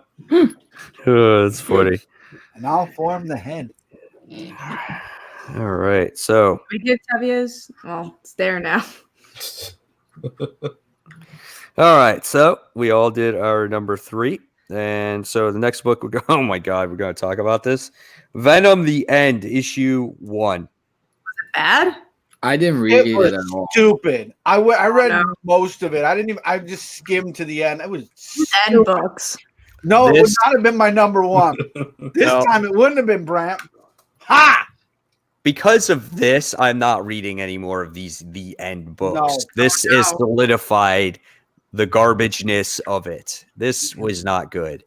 The only part that I thought was interesting is how the symbiote tried to hold on to the host as long as possible. I thought that was the interesting part. Like Poor Eddie Brock was basically tortured. I mean, he became a wrinkly old man when his brain dissolved. He basically, the symbiote kind of like put neurons in his brain, and his thoughts were his first date was a symbiote. He went in the ocean and swam for the first time with a symbiote. So everything he did was with the symbiote. It was, Oh, it was just like the Venom the movie. yeah, it was crazy. So that was his thoughts. But once Eddie Brock died and he basically was the last man on Earth, then that's when the book completely went south. From here, it went into this cosmic thing. It went into the point where he was the last organic life in the universe, to the point to where he created an entire multiverse. It was ridiculous and so convoluted that it was like, wow, I can't believe I just spent money on this. Did anybody else read this besides Chris? Nope. You were I'm not. the only one I'm going to read is Captain Marvel, just because I think Kelly Don't Thompson's reading Waste it. your time. I These gotta books try are it. Stupid. They haven't been good. Miles Morales, I gave 1 star. Except Brant loved it. So. I didn't love it. I liked it. Wait, you like Venom the End? What are you talking No, about, no, Cat? Miles Morales. What? He's like, that wasn't the best. Yeah, it was. I'll go to my feelings. Got 12 copies. He's like, he'll go back in the office and be like, I like Miles Morales. I think you're all right. I It do was- like the idea that he's like stares at it a little bit. Like he was- just gives a No. little glance. It was number 17 out of 18 last week. It was Oh not. my god. No, it was number 1. It was not. He I've liked got my it. list He right didn't love here. it. I can prove it. I have proof. I document it. Stop bullying me. Uh, All right. All right. So the next one we're going to talk about, I don't read this one, is Hellmouth issue 4. Talk about how nothing ever happens in this book. right. Yeah, Absolutely it's- nothing You happens. guys keep trashing it. I'm like, well, I'm glad I didn't It's- read it. I mean, nothing happened. There's nothing to talk about. Yeah, it's not trashing it. It's just like she said, nothing happens. It's just Angel, I can't trust you. You're a vampire. That's literally pretty much it. Talk about, and I don't even remember if we discussed this last time. I don't get how Xander's a vampire and Buffy's like, cool, that's my friend, and Angel's a vampire, and she's like, what? It's like, but your friend's a vampire, so that's why the series of events don't quite make sense for this book. Right. Yeah. It's just, yeah, it doesn't make a whole lot of sense. But literally, that's all that happens in this book. It's like you see this big bad that's like talking throughout it in narration and captions and just like this ethereal voice, and then finally comes into play. But that's pretty much it. Sounds like WWE. Got thrown the wrestling. Yeah. So yeah, I'm disappointed by Hellmouth. I was hoping it would be much better than it is. But. I agree. I just wanted to go back to the normal books. Mm-hmm. All right. Anything else to say about that? There's really nothing to say. That's it. WWE magazine from Boom Studios. Oh man. All right. So we're gonna move on, guys, to our number 2 pick. And my number 2 pick this week was actually Jessica Jones' Blind Spot issue 1. Nice. I don't remember if I read this digitally when it came out. Like, I don't think I did. And if I did, I don't remember it because it was a long time ago already, wasn't it? Like a year ago, maybe Was it more. only a year? I thought it was more than that. No, it might have been more because Purple Daughter came out last year for sure. Oh Okay. yeah, so yeah. All right. But reading this in a full issue, than the digitally stuff, I think this read so well, and I feel like Kelly Thompson really knows how to write Jessica Jones. Like, this was so well done, and just the artwork that was complemented with it was really well done. And I love the perspective that you get to see as Jessica, as she is a private investigator, on what she actually sees every time. And I love, even though we didn't get a ton of it, I love the Luke Cage and Jessica Jones moments in here as well, you know, as her being a mom and basically being, hey, you got to buy the right cereal, you know, and things like that. There was just so many good moments in this book. And at the end of it, you know, it was pretty cool too. And then you're kind of wondering, like, who set her up. So I love this. I thought it was so good. Now I can see why, you know, Kelly Thompson gets the gig that she gets, because this is perfect. This is so well done. The art for that book is amazing. Yes. It's a good book. And did you read Purple Daughter, Mike, when it was digital? No, I did not. Okay. Yeah, when I that did comes not. out, you should get that one too. There's a lot of interesting stuff with her and Luke Cage in that, especially. So. Oh, cool. I think Awesome. that's better than this one. This one's good. Yeah. Really good. But Purple Daughter is out of this world. Yeah. Okay, cool. Not just because Emma Frost is in it, but she's really good in it. Yeah. Do you guys know when that's coming out, or did they announce that yet? I don't know. But we'll let you know. If I see anything, I'll let you know, because that was really good. And this one, you're gonna really like Mary Jane. She shows up. Oh, does she? Yeah. Nice, awesome. That's really cool. Yeah, it's a cool book. All right, so yeah, that would. Oh, go ahead, Brent. It looks like it might actually already be out. Oh, did that come out first? It might have. Purple Daughter. It might have actually. I feel like I remember that. I don't know. I would look into it. Yeah, I think it might be out, Mike. Huh. I'll have to check it out then and see if I can find it in maybe a trade. Yeah, that might be weird. Oh, that's a surprise. All right, so I'll move forward. That was my number 2. And Brant, what was your number 2? My number 2 was Runaways, issue number 29. That's gonna be Kat's number 1. Yeah, probably. I was just thinking that. This was a really good issue. If like Kat mentioned to me before I read it, if you're a Gert fan, because there was a lot of Gert centric moments in this issue, and it was basically she found her role on the team, which was kind of overseeing with I forget the guy's name.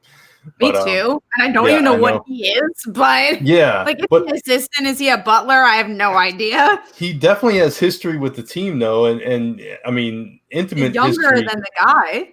Yeah, intimate history, given the kind of the teases about his mother and all this stuff at the end there.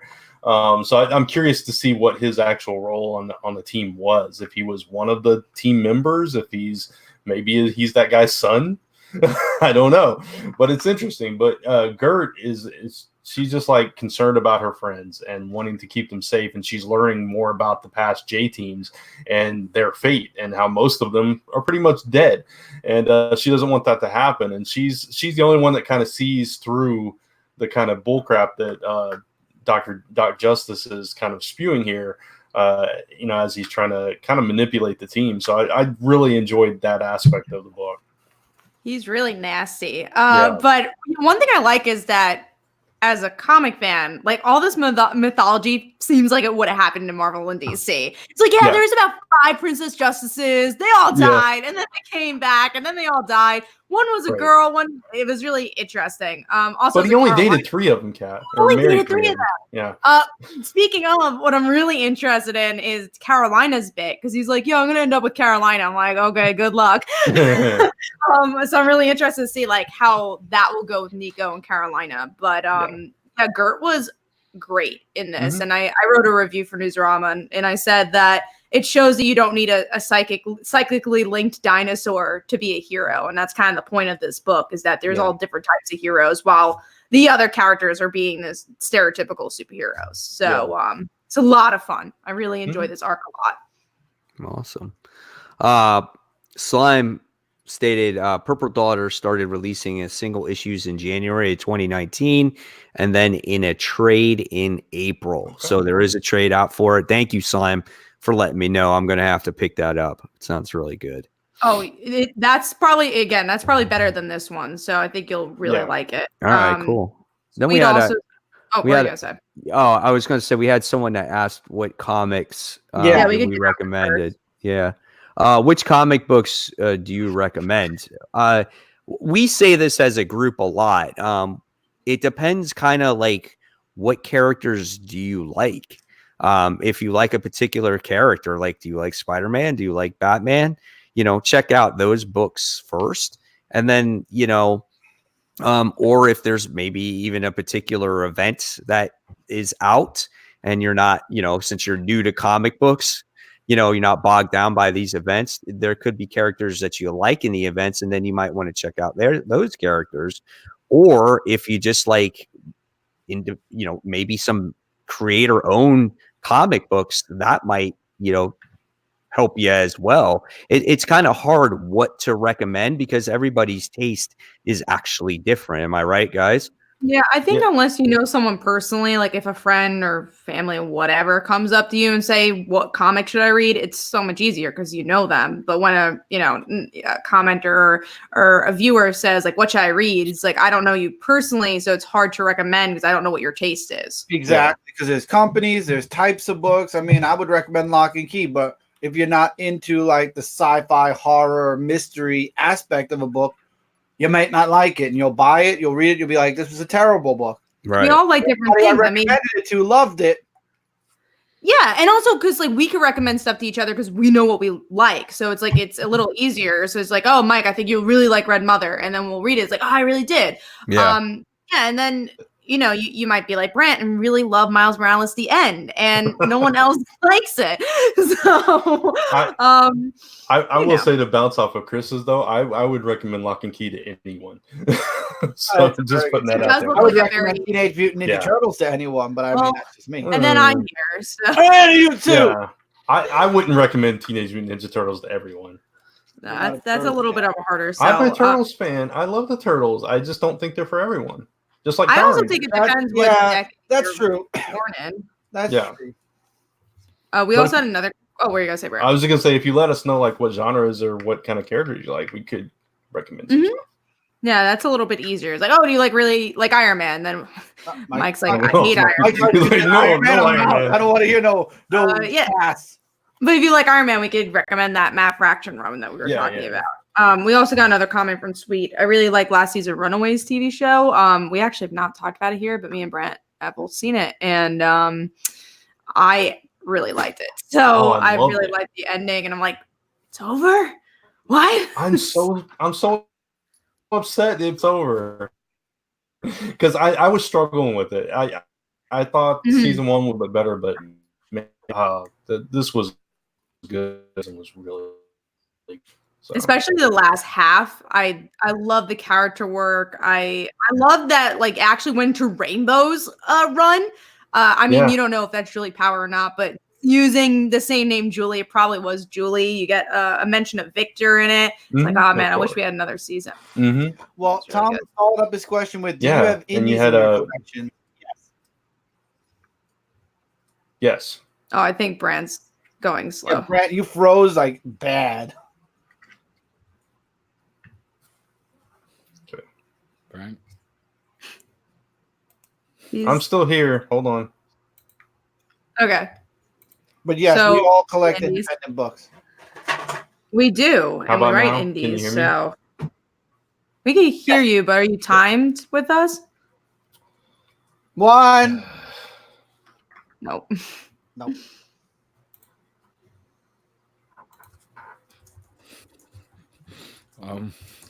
I think hopefully Brant will be with us in time. What's wrong? Brawley Khan says next Tuesday, Arrow finale until Arrow and the Canaries. I didn't watch the Arrow and Canaries backdoor pilot yet, but I'm going to probably watch that Friday. I will watch the finale. Am I still delaying? 1, I think you're good. Yeah, count. 1. 2. Okay. All right. I think Lisa was uploading something. Sorry. Pop us out, Lisa. I'm doing Comic Book Weekly. I actually messaged her. I was like, "Can you pause your Dropbox, please?" Please don't do it. All right. So, Brent, you had a bit more to say about Runaways? I was trying to say the thing about indie comics, but I don't know. No, I don't know what I said about Runaways. What did you hear? I thought you were talking about Runaways, but maybe you said something about indie comics. And what did you want to say about indie comics? I don't know. You guys have gone past that already. So no, I'm talking about independent comics. Do you have them in your collection? Well, of course I do. Okay, then. Expand. That's the answer. Yeah, well, I mean, of course. I mean, from everything from like smaller companies to like really indie, like you find at Artist Alley and at conventions and stuff like that. Kickstarter back books and things like that. So that's all. I agree. Cool. All right. So we still got to do Michael's number 2? Yeah. Yeah, it's a book we already talked about. Teen Titans issue number 38. Nice. All right. So everyone That was went, number correct? 1. Mike, we can barely hear you. Or I can Yeah, barely Mike, hear you're a you. little far. No, I can't. You can't hear me? And Barely. You're like, it's like you're off in the distance. it's like you're all the way in the other room. All right. I'll sign off. I'll come back on. Okay. Technical difficulties. You gotta love them. Gore I'd like to thank StreamYard for sponsoring our live shows each and every week. Yeah. Gore recommended Fantagraphics for great independent books and look into European comics. I feel like I probably read 1 or 2. I don't remember. I only read a handful. I mean, you want to talk European comics, let's just go into manga, and that's that. I would say if you want to look They're for from different countries, but Bad. We're talking outside the United States manga, and I interrupted Brand. I'm sorry. Go, Brand. no, I was gonna say if you're looking for smaller companies and stuff like that, companies like Black Mask and Mad Cave and Vault, and they're all doing some really cool stuff. Vault's doing they're getting up there for sure. They've been putting out some good books, and a lot of people say put Vault on your radar. So I heard mangas too. Guns Mangas is are really good. good. Mangas are. I see manga. If you're into manga, I don't read it as for criticism. It's like the one thing I'll read that I'm like, all right, I'm just here to have a fun time. So I try not to.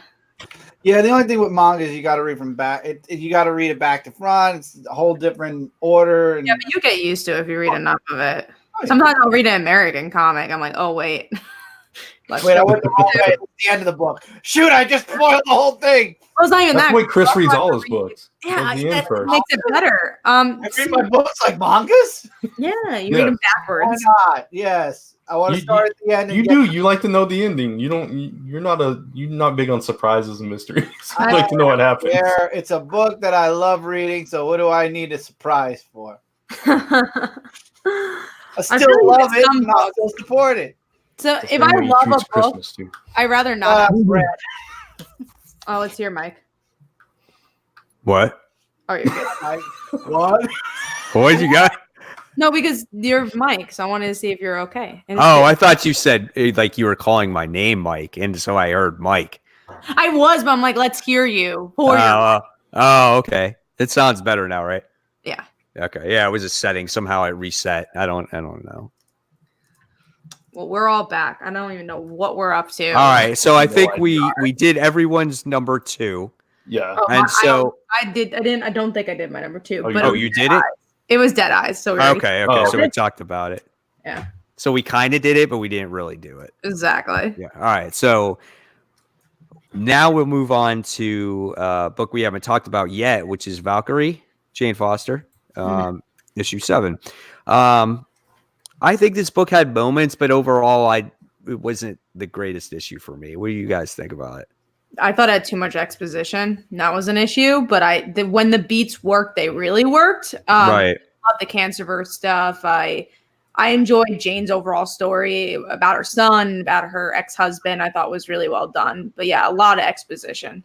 I enjoyed the whole commentary about the death of death and how death is needed to survive. Actually. Oh yes, yeah. Yeah, I thought that was really what's the word? Poignant? Yeah, that's the word I was looking for. Thank you. I couldn't think of it. It was really poignant. Yeah, so I enjoyed it. I didn't really think it was too exposition heavy. I thought like when I flipped through it, I didn't think I was going to enjoy this issue, but as I dug deeper into it, I enjoyed it a lot more than I thought I would. So, yeah. I mean, this is a wonderful book, and it's just it's great. But this wasn't my favorite of the series. Oh, but I agree with that. Yeah, it wrapped up the story arc. Mm-hmm. So it was 2-issue story arc basically, and now we'll get going for another story arc. Next is actually, if I believe I'm correct, she's meeting up with Thor, which I think is gonna be a lot of fun. Oh, yeah, yes. she's meeting up with Thor. Yeah. Nice. So that's gonna be cool. Mm-hmm. All right. Anything else to say about Valkyrie? No. Just if you're not reading it, go check it out because it's For really sure. cool. Really good. I think it's one of the best superhero book out there, honestly. I think it kind of does everything right most of the time. Yeah, I agree, and I love in this issue you had the how at the end like how you speak horse. Yeah. I thought that was a cool little addition. All right, cool. So now we're going to move on to our number 1 book of the week. And mine was, once again, it was Dead Eyes, and we already talked about that.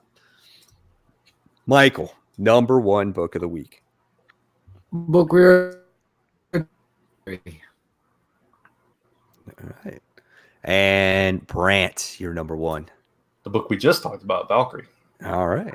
And Cat is Runaways. So that's all we have to say about that. Yes. It's 9 out of 10 times. It's when that book is out, it usually is Runaways. It's Really? very, very rare. I would love to go back.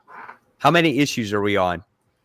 20, 29? Runaways 29. Yeah. Yeah. Oh, my guess was 28, so I was one off. So I would probably say at least 25 of those issues are probably number I would 1. probably say like 20. I'd go with 20. I actually could count. I have documents where I pick of the week, or like I put them down, but Yeah. I'm not gonna do that. I'll do it for you guys off camera. All right. So that's it. Chris, did you have a favorite book that you did read out of the books that you did read? Out of all the books I read, oh, it was Venom the end all the way. Oh yeah, baby. I think Spider-Man Black Cat Strikes issue 1 out of all the ones I read was one of my favorites. Cool. That's awesome. The Gamerverse. It's worth reading, Mike. I don't think you'd be lost if you started from where the first arc was and did the second. Black Cat, you absolutely won't get lost because they give you the backstory in the first issue. How many issues is this? This one, I think, is all of them are like 5. I think the first one was 6. Otherwise, I think it's all 5-issue minis. Gotcha. Yeah, and you don't really need to read the other 2 to read this one. Right. You get the impression. The only thing you really needed to know was that MJ and Peter had broken up and they kind of got back together. And Aunt May in this verse is dead. Yeah. Oh, that's good. That's good. Very, very positive there. So it's what you want to see. Aunt May dead. That's what everyone really wants. They want Aunt May dead, so that's why they kill her off. Oh, that's what Tevye wants, so that Pete and Mary Jane could be back married, and See, the irony is, even if she died, I don't think they would be married. She'd just be dead and they'd be unmarried. That would be he'd still be happy because he's always wanted to see her dead. All right, so I guess that's it, right? So we'll just move on to the next point, which is Chris's favorite part of the show. Right, you haven't done it in a couple of weeks. I haven't done it. The chopper is a little rusty. I had to shine it up before the show, but this is the chop block where we talk about books that we are giving the chop to. And for me this week, I have 2. I have Batman the Grave. I got 3 pages in and I was done. Well, not 3, maybe 4 pages in and I was bored and I was done. And of course, Iron Man 2020. Brant, what are you dropping or chopping? Oh man, I got 3. It's a big week for you when you drop a 3. That's huge. Oh my God, right? This is a week, man. Mike doesn't say Adventurous, and Brant's dropping 3 books. Yeah, Iron Man 2020. We already talked about that. Batman the Grave. I'm right there with you. I'm just nothing. Like talk about nothing happening. Nothing happened in this issue. I'm bored now. And then He-Man and the Masters of the Multiverse. The first issue was good. The second one, not good. And this one was in the middle. So I'm giving up. So I'm not enjoying it. All right. So, Kat, other than Iron Man 2020. That's it. No, I'm done with Iron Man. I will pick up Pepper Potts, though. But this week wasn't as bad as last week. I think I dropped like 3 or 4 books last week. Okay. Mike, well, chop. I'm sticking with Iron Man 2020. It's going to be the best event ever. Right. And you guys are all going to miss out. And I'm going to be the one that enjoys it the most. And I'm going to say, ha, I told you so. And I'm going to tell you to pick it all up. Yeah, right. I doubt that's going to happen. But anyway. Mandarins. I'm waiting for the Mandarins to come in. Then that's I don't know. Justice League Odyssey, though. I think I'm going to drop it. I think it was a solid story when Jessica Cruz died, as depressing as that sounds. Like, do I like death? No. But it was just a very interesting story, how she wound up getting the Omega power and, the Justice League Odyssey team turned into the New Gods and stuff like that. But now it's just, I don't know, it's just drawn out and nothing ever really happens with it at this point. So I don't know. I just find it boring right now. So I picked it up at a good time, and I guess I missed out on the lead up to the whole thing. So, I think I won't miss it if I don't read it. Gotcha. And now, Michael, because I said Mike by mistake, you're half chop. Yeah, the half chop Bloodshot issue number 5. If the next issue doesn't hold me and if it's going to be all over the place, I'm just going to give it the full chop. So in about 3 issues, you'll see if you're giving it the full chop or not. Gotcha. I said next issue. Uh-huh. Yeah. Uh-huh. Are we going to get to the point where we'll have like quarter chops? Oh, for sure, right? Like quarter chop. Quarter chop. So you need 4 quarters to equal a whole chop. Yep, exactly. So Michael's just shaking his head. He's like, no. He's like, I'm just going to drop it now just to Yeah, exactly. Not even a half chop. Brant. Yes. Your time, your segment. My time is now.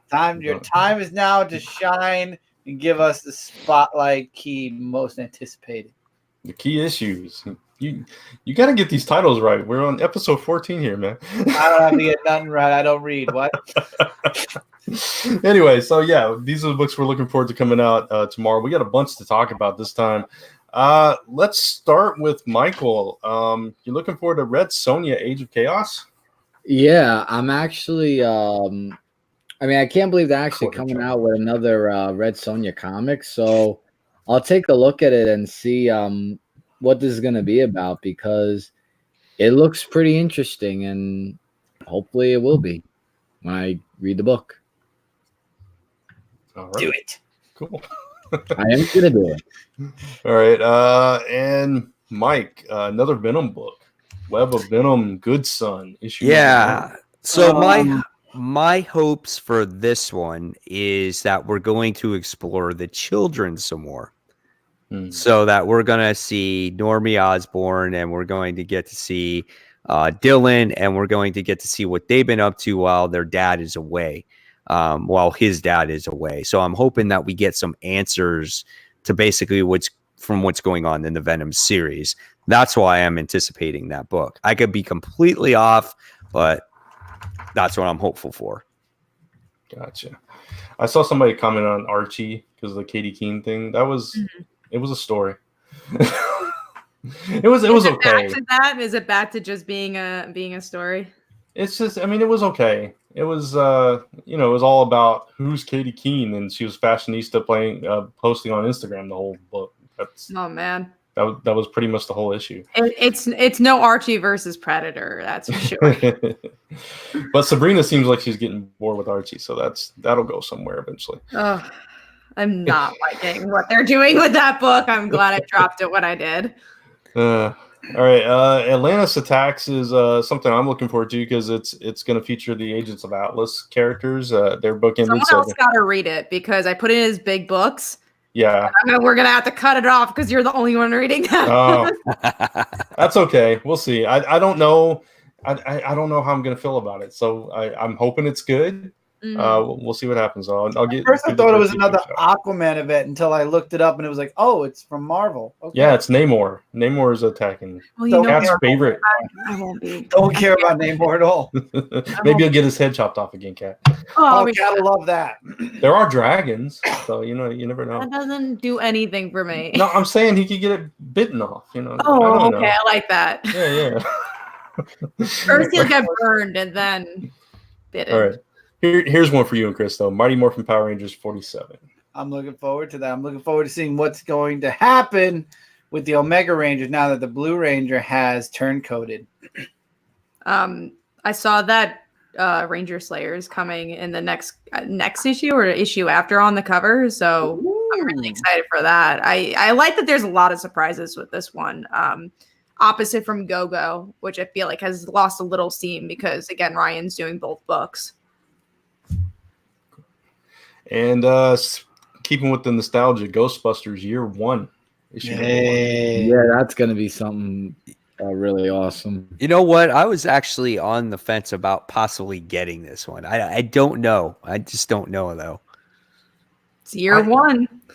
Yeah, I mean, Chris and Michael can speak more, but their Ghostbusters comics aren't bad. Their Ghostbuster comics are very good. I've loved the series. Yeah, I really have to agree. I mean, they're really awesome to read. Even the different team ups that they had in the past also were really, really good. So can't wait to see what this one is. But a book I know that Mike and I are looking forward to, Middle West number 14. Yeah, absolutely. I actually did not get a chance to read the last issue yet. So when that issue comes out, I will probably read them back to back. Yeah. It's interesting what's going on with him in the fields and everything. I don't know where they're going with that, with the whole child kidnapping thing. And they're still on that. They're still on that last issue? Okay. Yeah, last issue he had his head shaved and abled it, and some, like, if you disobey orders and stuff, they showed kind of what happens to the kid. So it was like, oh really? Oh man, yeah, it's getting serious for him. So he had one of his friends have to talk him off the ledge because he was just being very depressed and he couldn't get with it. So, yeah, we'll have to see what happens with him this issue, though. That's interesting. Yeah. Let's see. Wonder Woman number 750. I love that. Said right when you said that. You said, wow, I'm surprised no one's looking forward to Wonder Woman. I'm going to talk about it. There you go. Yeah. So I I don't know that I'm looking forward to it, but it's $7.50, so You got to buy it. Yeah, exactly. Right. I'm picking it up for sure. But Is it the same team still? It's different writers because it's gonna be an anthology. Yeah. No, But going back to like the cash grab aspect, I mean, I'm getting thank you. Woman. I'm getting the Flash because I actually do believe something will happen in that book because it has to do with the Flash family. Yeah. Even there, no, thank you. Really? No. I mean, I just want to see Jesse. So The Flash, I'll definitely. But Wonder Woman, I mean, it's $7.50. I'm gonna pick it up. No. Whether I'll enjoy it or not, we'll see. we'll find out next week. Just getting it for the art germ cover. That's the only one I'm getting. I mean, all the covers, they look really, really nice. But are you gonna read it? No, because I got Lock and Key to read. I can't. Damn right. If I'm going to read it, taking over his life, baby. If I'm going to read something of that magnitude, it's going to be something that I'm going to enjoy. So there you go. That for sure. David Axa's American Jesus issue 2. I was the only one who read it because I'm like, I want to know the surprise, and I didn't like the first issue. So there you go. All right. Marauders issue number 6. Kat and I are looking forward to. Yeah, I hope Kitty's in it. I hope Emma's in it. Yeah, because they weren't last this year. They weren't. But it's supposed to happen this issue. Yeah, I think it's kicking off a new story arc. I think it's going to. Yeah, I think so. I know I read the description and it was something about doing something different than they were doing before, and I can't remember what it is now. I know. Are right? you talking about Marauders? Marauders. Yeah, I can't remember what's the last issue they had when like Emma and Kitty were like kissing and hugging with each other, and they did, but it was the one panel, sadly. Yeah, that was. Man, that's bad. I can't remember. I know, right? I'm looking it up now. Oh, it's the Battle of Madripoor. That's what it is. They're caught between Madripoor and the Black King's machination. So it's spinning off of what they kind of started last issue with that. Okay. I mean, I don't know if I'm excited. Exactly. So we'll see. Yeah, but you are excited for Captain Marvel, though. Yeah, I mean, this arc. This arc has been a little disappointing, but I'm really excited for her against Jen. Yeah, I feel like issue 1 was really good, and then like everything was revealed. I'm like, why are we still in this arc now? I agree. That was the one disappointment. It's like, why so quickly? What's your hurry to reveal the plot? But I like her going up against Jen because like that's a really good friend of hers, and that could be like a really cool fight scene. So yeah, I'd forgotten about the early reveal. We had talked about that. Yeah. All right, let's see what else we got. We got Batman number 87, second issue of this run. First issue was good. We have so much to say about it. I know, right? First issue was good. First issue was good. I mean, that's all you can say. We get the first issue of the new creative team. It kind of, I guess, gets you a glimpse of what's to come, So, so all you can do is, I guess we're going to make our true determination here. Like by the time the end of this first story arc happens, we'll get a better idea of what's going on. So you're kind of in limbo with Batman right now, but I can honestly say probably more people are picking it up right now than ever did before because we have the new creative team. Yeah, I agree.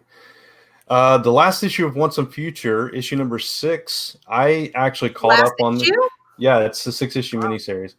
I actually caught up on this today, so I'm finally caught up now. I was 2 issues behind. Did you catch up yet, Mike? What? I'm sorry, I didn't hear you, Brant. Once in Future.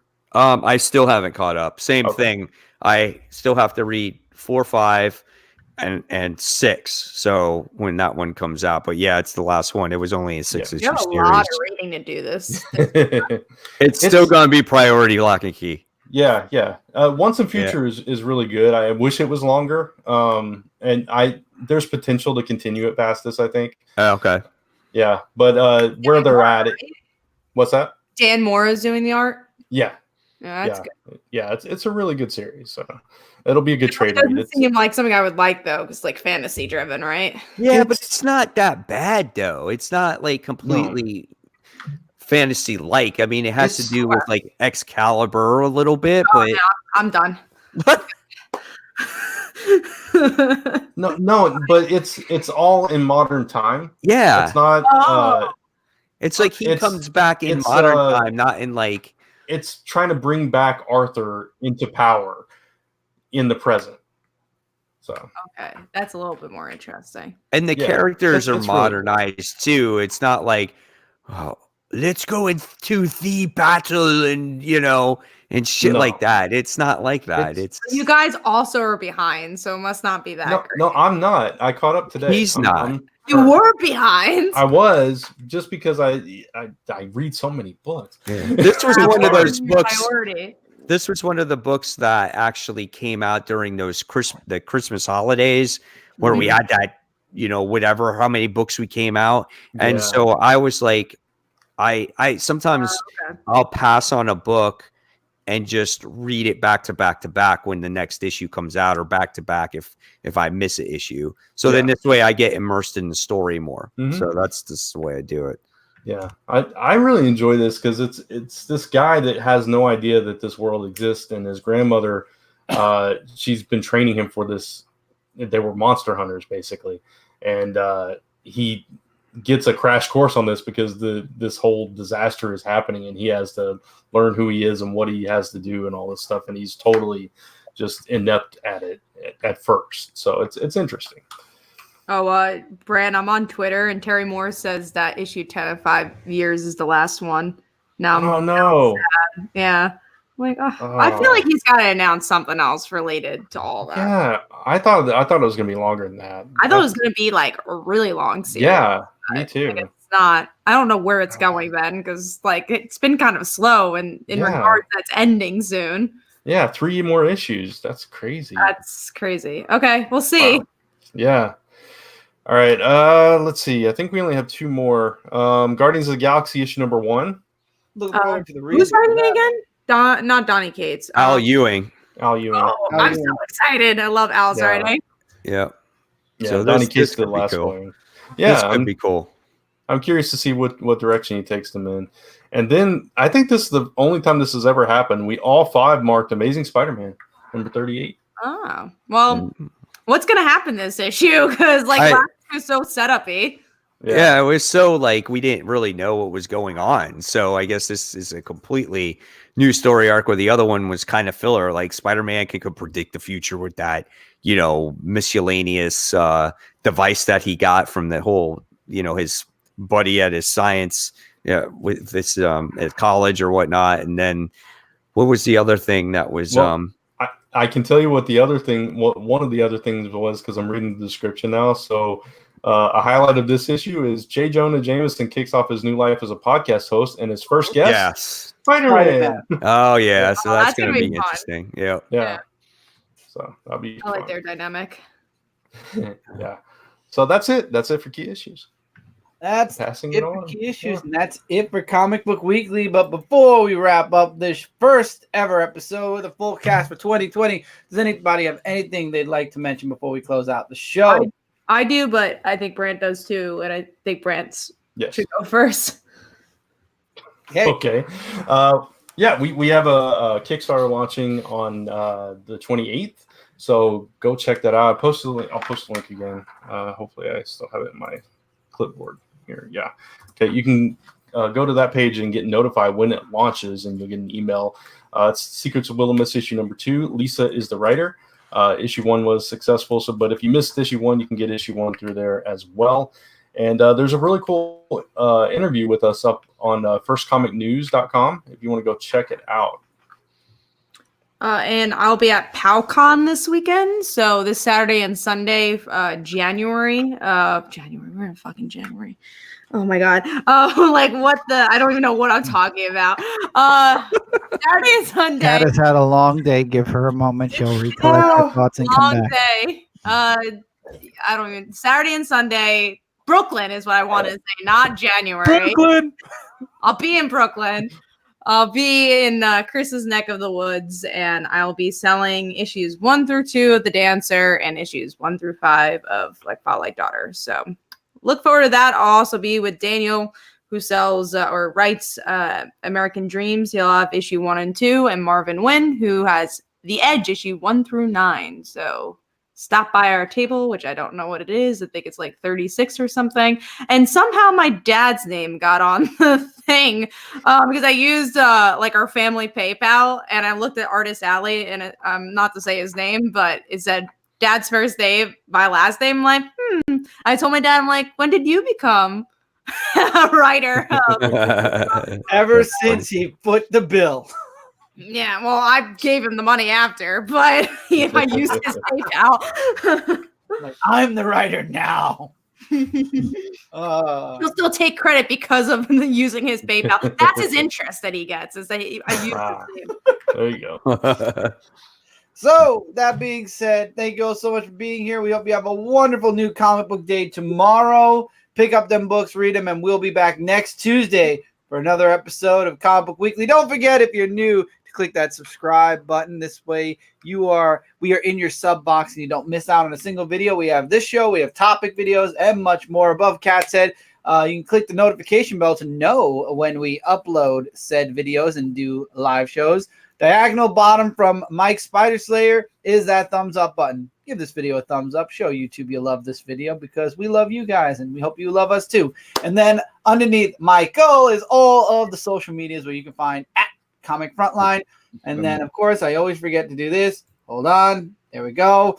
And then you can just follow us all on our social medias in the blue right here. It's under all of our names. And till next time, everybody, take care and have a wonderful week. Yep. Hey, everybody. Good night, everyone. Thanks for watching.